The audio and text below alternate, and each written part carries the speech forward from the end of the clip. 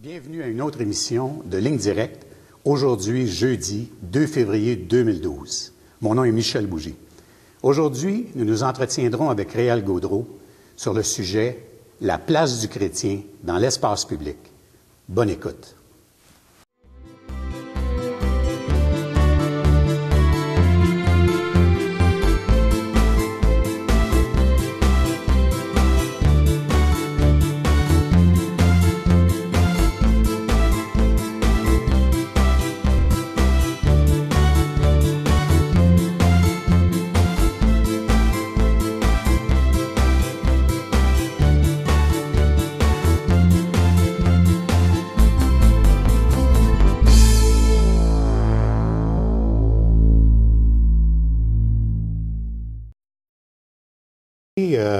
Je pense qu'on va vivre un petit changement de format, là. Oui, bien d'abord, pour l'émission d'aujourd'hui, c'est toi qui deviens l'intervieweur et moi l'interviewé à cause du sujet, évidemment, qui est celui de l'espace public, qui est un sujet que j'affectionne en particulier. Et l'autre point, c'est que on a fait le choix également de modifier un peu le format de l'émission Ligne Directe de 60 minutes à 30 minutes. Et la raison est très, très simple, c'est que on a eu des offres d'être diffusés sur des canaux en Europe francophone et notamment sur des réseaux satellitaires qui diffusent des émissions chrétiennes en Europe et au Moyen-Orient, en Afrique du Nord, donc dans les pays islamiques aussi, et toute la francophonie européenne aussi. Et pour pouvoir être diffusé sur ces réseaux-là, il fallait des formats de 30 minutes, gros maximum. Donc, c'est la raison pour laquelle, à partir d'aujourd'hui, l'émission va prendre un format 30 minutes. Et justement, je pense que pour plonger un petit peu dans le sujet, tu reviens d'un voyage que tu as fait en Europe et où tu es allé dans quelques pays, où le sujet de la place du croyant dans l'espace public a été l'objet de certaines discussions. Oui, oui, effectivement, et notamment, il y avait la semaine dernière à Paris une rencontre qu'on appelle l'Alliance de tous les évangéliques de la France. C'est un regroupement qui regroupe les chrétiens évangéliques de France. Donc, ils sont tout près de 400 000 membres. C'est quand même une organisation très, très importante. Et on avait été invités, moi et d'autres, à titre d'observateurs. Et on y allait aussi par curiosité, voir qu'est-ce que les chrétiens en France brassent en ce moment. Et on sait que, notamment du côté catholique, il y a une grosse implication, il y a une mobilisation à Paris, il y a des résistances face à des pièces de théâtre qu'on juge injurieuses par rapport à Jésus-Christ. Mais là, moi, j'allais dans la sphère plus évangélique et je voulais voir si ces gens-là aussi ont des références ou des résistances aussi. Et j'ai vu, à ma grande surprise, j'étais très content de voir que, effectivement, les chrétiens de France commencent à s'intéresser à tout le débat sur la question que devrait occuper un chrétien dans l'espace public et ne pas se laisser mettre de côté. Et je pense que c'est des regroupements qui sont d'une certaine envergure. Bien là, quand on parle du CNEF, le CNEF, qui est l'Alliance des évangéliques, on parle de 400 000 personnes. Je dis pas qu'ils veulent partir en guerre contre les gouvernements, ni rien de ça, mais il y avait, dans les débats, à la conférence auquel j'assistais, cette nécessité de ne pas rechercher à tout prix l'appui ou la reconnaissance des autorités gouvernementales, bien qu'on les respecte au plus haut point, mais en même temps, c'est pas leur reconnaissance qu'on recherche, c'est celle de Jésus-Christ en particulier. Donc, le chrétien doit occuper l'espace public. Il ne doit pas se laisser dire qu'on ne doit pas l'occuper, parce que le message de l'Évangile est un message qui se communique sur l'espace public, sinon il n'est plus. Mais ça devient des regroupements qui sont quand même pas anonymes. Je veux dire, ils sont remarqués par les autorités. Ah ben là, oui, parce qu'il y avait notamment parmi les invités un Africain qui est le directeur des groupes de GBU, les groupes bibliques universitaires qui sont connus ici en Amérique également. Donc, c'est les universitaires chrétiens qui se réunissent ensemble et qui font de l'évangélisation dans les campus universitaires de la prière et de l'instruction. Et c'est une très, très grosse organisation. Et le président était là-bas. Lui, il s'appelle Daniel Bourdané, qui est un monsieur assez connu dans ces milieux-là. Et lui exprimait son désir de voir les chrétiens, notamment en France et en francophonie, et même cité le Québec, de retourner sur l'espace public, de communiquer le nom du Seigneur Jésus. Et lui, il allait même jusqu'à dire, le nom de Jésus est un nom pour lequel on doit accepter même la mort s'il le faut Mais on ne doit certainement pas se taire, disant que si le message de l'Évangile devait devenir un message où on n'en parlerait que dans les églises et dans les temples, derrière les portes fermées, ou chez soi, dans son salon, si c'est ça, c'est fini, il n'y en a plus. Le message de l'Évangile est un message de sphère publique. Donc, un des commentaires qu'on entend le plus souvent, peut-être de la part des croyants, quand il arrive le sujet de s'impliquer dans l'espace public, c'est que, dans le fond, les chrétiens devraient se préoccuper plus de ce qui se passe dans leurs églises. Les pasteurs devraient faire de la formation de disciples, s'assurer de mettre en place des services pour les croyants qui font partie de leurs églises, etc., mais qu'on ne devrait pas nécessairement se préoccuper trop tôt de l'espace public. Est-ce que tu as quelque chose que tu pourrais nous dire là-dessus, des références là-dessus? Oui, bien en fait, c'est que ce que tu dis que les églises doivent faire, c'est évident qu'elles doivent le faire aussi. Une église, c'est quand même un lieu de rassemblement d'une communauté et c'est un lieu où on se rencontre, c'est un lieu où on s'entraide, où on s'appuie, on s'encourage. Et à la limite, on fait plus que ça. Hein. Il y a tous des moyens, des services d'aide. Toi-même, tu t'occupes du ministère de la Famille dans une église. Donc, tu sais très bien qu'il y a toutes sortes de ressources qui sont là. Mais si l'Église ne fait que ça, ben elle devient un hôpital, en quelque sorte. Ben, elle veut juste développer cet élément-là de la marche avec Dieu. Alors que dans l'Écriture, l'Évangile et l'Église, ce n'est pas que ça. Mais avant même d'être un lieu de service, c'est un lieu de communication d'Évangile. Et dans le livre des Actes, on connaît cette histoire où Pierre et Jean avaient été mis sous arrestation à Jérusalem parce qu'ils prêchaient l'Évangile à Jérusalem sans gêne. Ils se font arrêter. Et à un moment donné, on leur répond, on leur demande de ne plus parler du nom de Jésus. Et au verset 20 du chapitre 4, Pierre et Jean, verset 19 et 20, il va dire, Pierre et Jean leur répondirent, « Jugez s'il est juste devant Dieu de vous obéir à vous plutôt qu'à Dieu, car nous ne pouvons pas ne pas parler de ce que nous avons entendu. » Ça, c'est le verset 19 et 20 du livre des Actes. Donc, déjà, les apôtres insistaient eux-mêmes en disant, on vous obéira pas. Et là, on parle des instances qui étaient les autorités dites politiques et religieuses à Jérusalem. Le verset continue en disant, ils les ont même menacés, mais la menace les a jamais fait taire. Donc, je suis désolé pour les apôtres de la laïcité, mais ça, c'est un truc qui nous vient des athées, qui nous disent qu'on devrait se la fermer et arrêter de parler sur l'espace public. Mais à mon avis, à cause de l'Écriture, on ne peut pas être d'accord. D'ailleurs, je pense qu'un autre bon exemple, ce serait peut-être ce qui s'est passé avec l'apôtre Paul. Quand on parle de la raison pour laquelle il s'est fait... oui, là, avec évidence, certainement, l'apôtre Paul, on voit dans le second épître aux Corinthiens, où il fait une référence à toutes les persécutions qu'il a reçues, et cette fameuse déclaration, il dit « 5 fois j'ai été flagellé, à 40 coups moins 1 ». Alors, la grande question, est-ce que l'apôtre Paul a été persécuté parce qu'il annonçait l'Évangile dans les temples seulement? Non, parce que si on reste dans nos bâtisses, dans nos lieux de culte, on n'aura pas de problème. Tout le monde va nous aimer, mais les persécutions sont toujours nées de gens qui décidaient de sortir à l'extérieur des lieux de culte et d'annoncer l'Évangile et le salut en Jésus-Christ. Donc, c'est clair que c'est un package. L'Évangile, ça ne peut pas être autre chose qu'un message donné sur l'espace public. D'ailleurs, ça a toujours été un sujet qui est d'intérêt pour toi personnellement. Je sais que ça fait des années que tu en parles. Et puis, je pense qu'il y a une initiative au Québec qui s'est pointée il y a quelques années, comme ça, qui a attiré ton attention. Est-ce que tu voudrais nous en parler? Oui, bien, c'est la marche chrétienne qui s'est organisée l'année dernière, qui était le 4 ou le 5 juin. Là, c'était, c'est une des deux, je me souviens plus, mais c'était le samedi. On a fait ça sur les plaines d'Abraham à Québec. Et on a fait une marche qui dure sur une distance d'à peu près 1,15 km.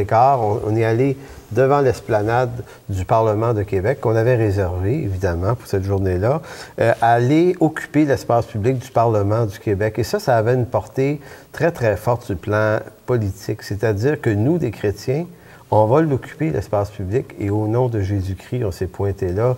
On avait une scène, il y avait de la musique, ça s'est très, très bien passé. Donc, il y a eu cette marche-là l'an dernier, et il va y en avoir une autre cette année, qui va être le 2 juin, encore au même endroit, le même format, sur les plaines d'Abraham, à midi, samedi le 2 juin. Et on va encore culminer à travers une marche dans la Ville de Québec jusqu'au Parlement de Québec. Et la marche est interconfessionnelle. Oui, oui, tout à fait. Et ce qui est important de savoir, c'est que cette marche-là, parce que tu me demandais c'est né de quoi cette marche-là, c'est une dame qui s'appelle Janelle Quentin qui, suite à toute la question des accommodements raisonnables, également l'imposition du cours d'éthique et culture religieuse, toutes ces questions qui sont là actuellement, qui tendent à vouloir faire reculer les chrétiens de l'espace public. Bon, ces questions-là ont fait se rencontrer différentes personnes, dont Mme Janelle Quentin, qui est elle qui est l'instigatrice de cette marche-là, mais beaucoup d'autres, et moi-même. Et c'est elle qui a initié l'idée. Pourquoi on ne manifesterait pas publiquement notre appartenance à Jésus-Christ? Madame Quentin est une catholique, donc à savoir qui est derrière cette marche, bien, c'est des gens de différentes confessions dites chrétiennes à qui on lance l'invitation. Donc la démarche, elle n'est pas théologique, elle n'est pas doctrinale, elle est non plus écuménique, elle ne vise pas le rassemblement des églises dans une méga-église, c'est pas structurel non plus. On est simplement en train de dire à des gens qui sont des citoyens, payeurs de taxes et d'impôts, on est en train de leur dire, assumez-vous dans ce que vous croyez être juste et osez marcher et le dire que pour vous, Jésus-Christ, c'est une conviction de première importance dans votre vie. Et quand tu penses à qui participe, qui peut participer à une émission, à une marche comme ça, qui est invité, qui peut y aller? Écoute, nous, on n'a aucune limite à qui peut venir, parce que là, c'est un rassemblement de citoyens publics. C'est pas un rassemblement dénominationnel. Ça ne s'adresse pas à des chrétiens dits évangéliques ou des chrétiens dits catholiques. D'ailleurs, c'est l'idée, là, la posture à travers laquelle on fait cette marche, c'est qu'on demande à tous ceux qui viennent de se dépouiller pour une journée de leur appartenance confessionnelle. On ne veut pas savoir à quelle Église vous appartenez. On n'est pas là pour défendre une Église en particulier, la nôtre ou celle des autres. Justement, c'est vraiment s'unir et marcher autour d'un seul point qu'on a tous en commun, c'est Jésus-Christ. Là-dessus, Jésus-Christ, c'est notre Sauveur. Donc, le seul symbole qu'on accepte durant la marche, c'est la croix.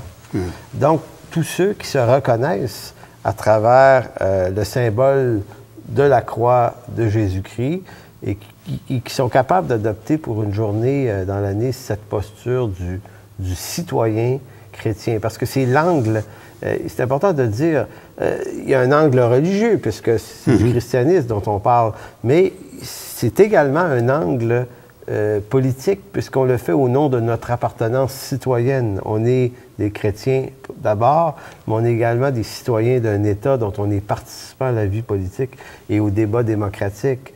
Donc, cette démarche-là, elle a cet angle-là. Il est très important pour nous, là, parce que sinon, on ne ferait pas de marche devant un Parlement. On irait la faire ailleurs si on voulait qu'elle ait juste un angle religieux. Tu comprends? Mais dans ce cas-là, l'objectif, si tu t'imagines là, que ça porte du fruit, que de s'identifier à l'intérieur d'une marche comme ça, le nombre est important, donc ça démontre dans le fond à l'ensemble de la société qu'il y a des croyants qui prennent ça sérieusement, qui veulent se manifester comme étant des croyants en Jésus-Christ, qui veulent le faire ouvertement. Ça serait quoi pour toi, là, une conséquence? C'est quoi que tu vois comme conséquence à ça auprès des autorités à qui on se manifeste?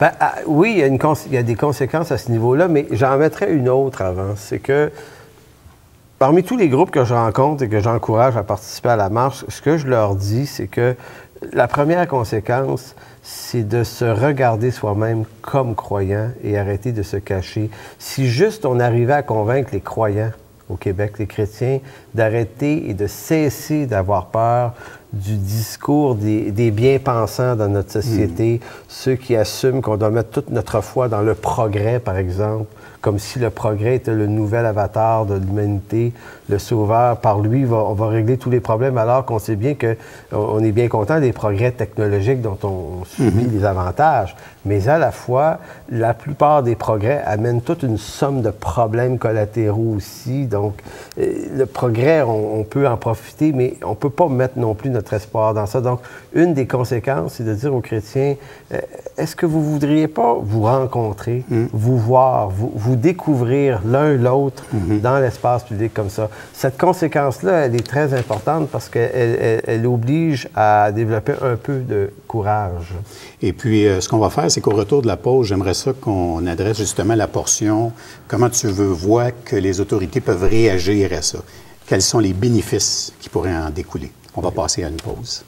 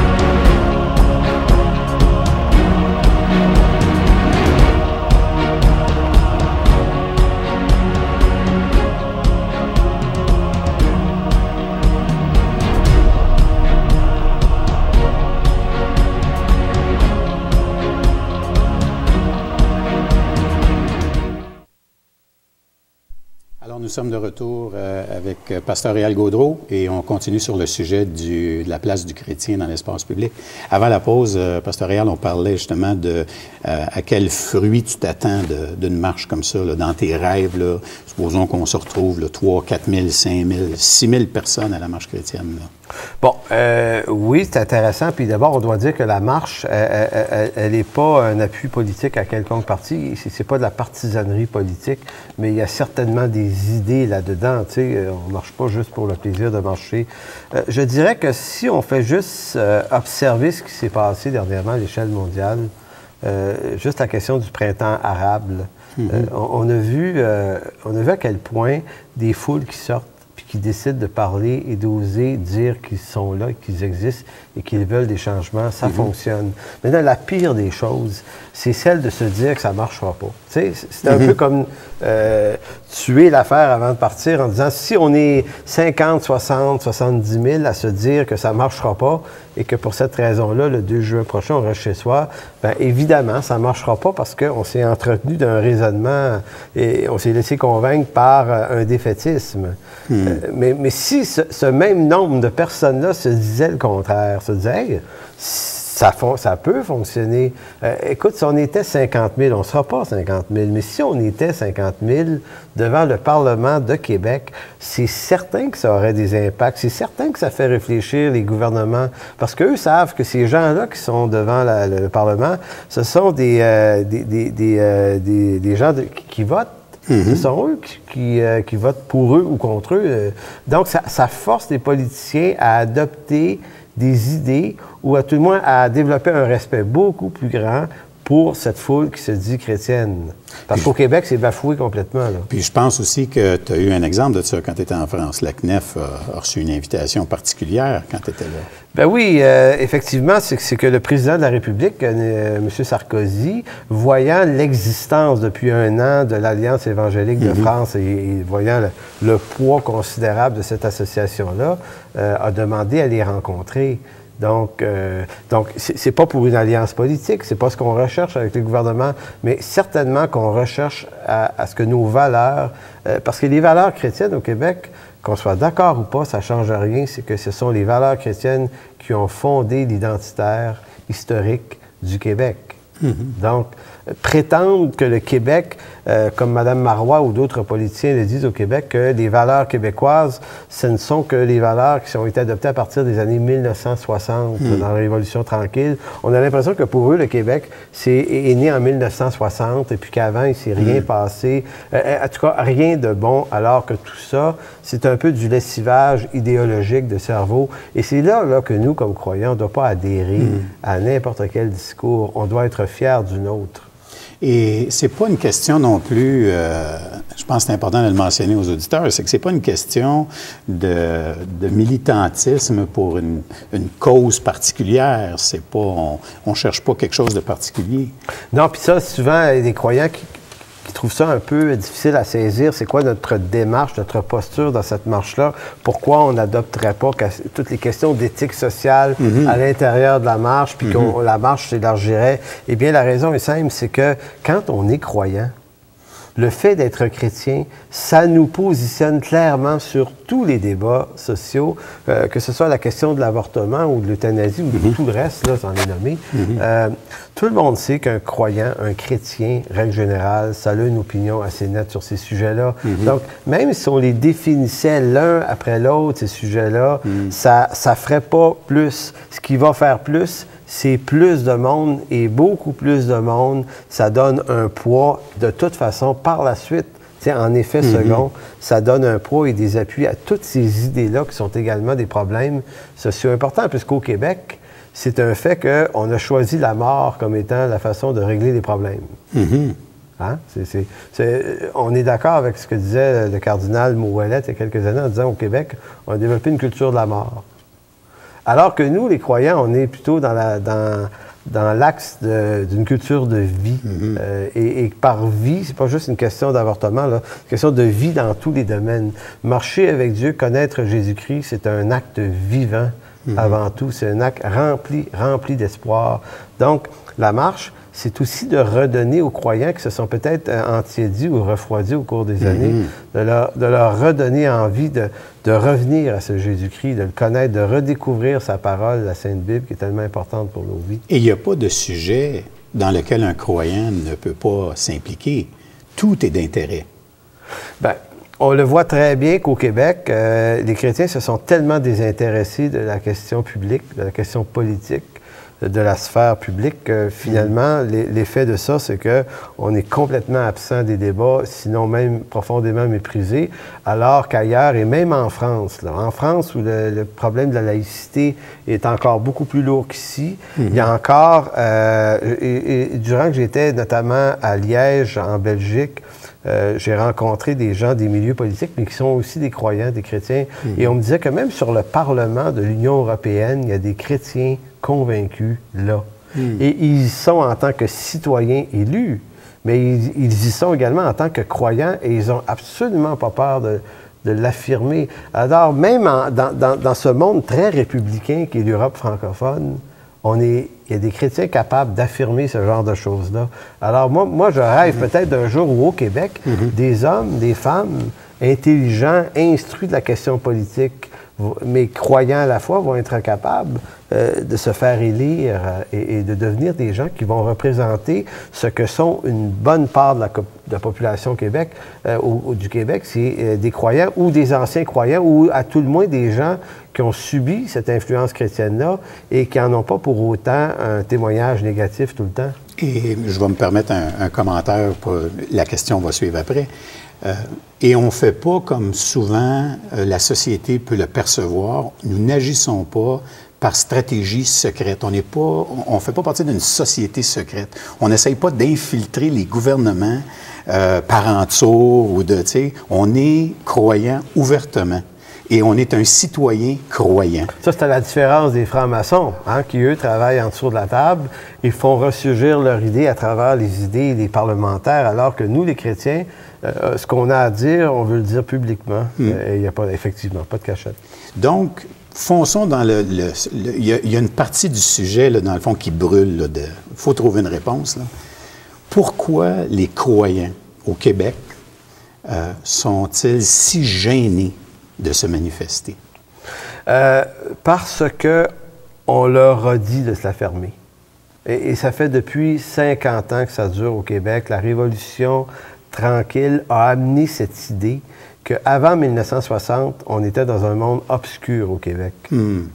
Évidemment, il y avait des problèmes, on ne les nie pas.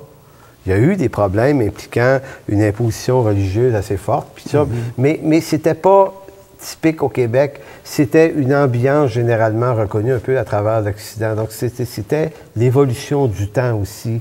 Mais quand on tente de nous dire qu'avant les années 60, tout allait mal au Québec, c'est sociologiquement faux.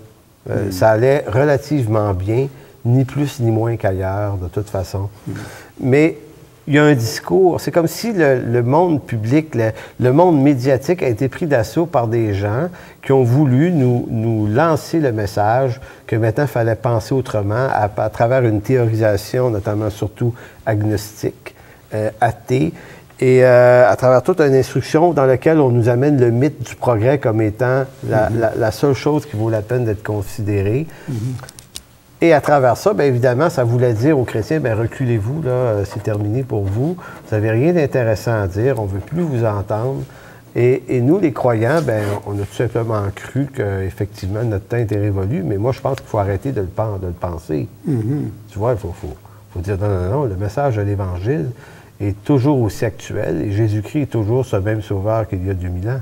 Et qu'est-ce que l'Écriture nous en dit de ça? Ben, c'est parce que j'aime un texte de l'Épître aux Hébreux dans le Nouveau Testament qui nous parle de Moïse et qui nous dit que de son temps, Moïse, qui était appelé fils de la fille de Pharaon, bien qu'il était juif, avait été adopté par des Égyptiens.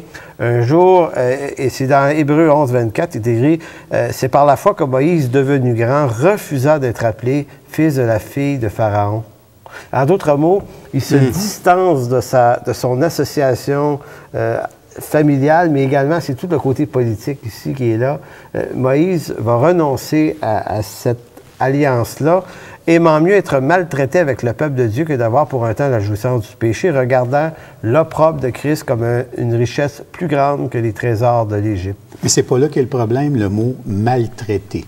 Oui, parce que c'est certain que, médiatiquement parlant, c'est très mal vu, mais Moïse préférait l'opprobre d'être associé à Christ plutôt que le succès d'être associé au gouvernement de l'Égypte du temps. Et là, on voit que pour les croyants, c'est simplement une question de choix. La gloire de qui je veux? C'est ça, au fond. Est-ce que je veux la gloire de nos gouvernements ou l'approbation de ces gens-là, ou je veux celle qui vient de Dieu? Alors, Moïse, en choisissant de s'associer au peuple de Dieu, savait très bien qu'il y avait une opprobre. Une opprobre, c'est une honte. Hein? Une honte qui est facile à comprendre, puisque dans l'Écriture, Jésus-Christ, le Messie, est un Messie qui finit crucifié. Même du temps des Romains, c'était gênant un peu. Tu dis, hey, le Messie du monde, là, notre héros à nous, là, ça a fini par sa mort. Il est fini cloué à la croix. Et le message de l'Évangile, c'est celui de dire, mais c'est là toute la victoire de Jésus-Christ. Et c'est pas là, d'ailleurs, une sphère que les croyants ont à découvrir, là, que dans cette expression publique qui entraîne peut-être de l'opprobre, il y a la manifestation de Jésus-Christ, que Jésus-Christ se manifeste là-dedans. En fait, c'est là qu'est le secret de la puissance de la chose. Son power est précisément là. C'est accepter peut-être que ça va nous amener une maltraitance à la limite peut-être des persécutions, mais que c'est là que la force du christianisme s'exprime le mieux, c'est quand elle accepte cette position-là. Et c'est ça, je crois, pour répondre à ta question, que les chrétiens refusent. On préfère le confort de notre Égypte maintenant, parce qu'on se dit, oh, mais là, moi, j'ai mes enfants, ma famille, ma femme, mes vacances, mon skidoo, mes bebelles. Tu sais, moi, je ne veux pas avoir de problème, puis je veux pas ma réputation soit entachée. Et en ayant cette posture-là, on perd tout de cette puissance de l'Évangile qui est extraordinaire. Pasteur Réal, c'est un sujet très intéressant, puis on pourrait probablement l'élaborer pendant encore plusieurs émissions. Malheureusement, on doit s'arrêter ici pour aujourd'hui. Merci d'avoir été avec nous aujourd'hui pour une émission de Ligne Directe. Bonjour.